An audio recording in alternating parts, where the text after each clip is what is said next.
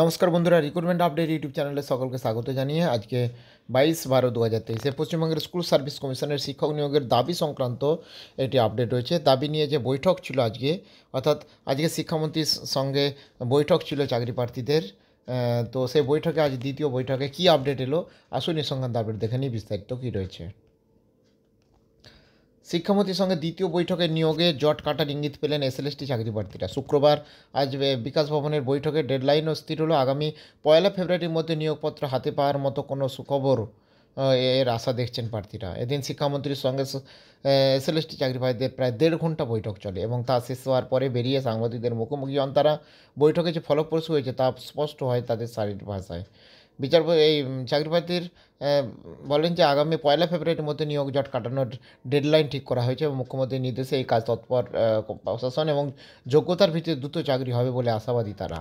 এবং বক্তব্য ডেট পেয়েছি 1 ফেব্রুয়ারি এর মধ্যে একটা জায়গা যাব।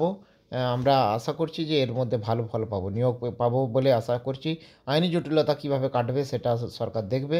আমরা একটা ডেডলাইন পেয়েছি, মুখ্যমন্ত্রীর নির্দেশে এসেছে এই সময়ের মধ্যে জটিলতা কাটানোর জন্য। আসলে যোগ্য সঠিক প্রার্থী ওয়েটিং লিস্টে থাকলেই চাকরি, যাদের সব ঠিক আছে, যারা যোগ্য তারা পাবেন। শিক্ষামন্ত্রীর কাছ থেকে আশ্বাস পেয়েছি এর আগেও সমাধান হয়ে যেতে পারে, আমরা সব জানিয়েছি। আমরা সাধারণ চাকরিবাদীর জন্য কথা বলেছি, ততদিন পর্যন্ত আমাদের ধর্না চালিয়ে যাব।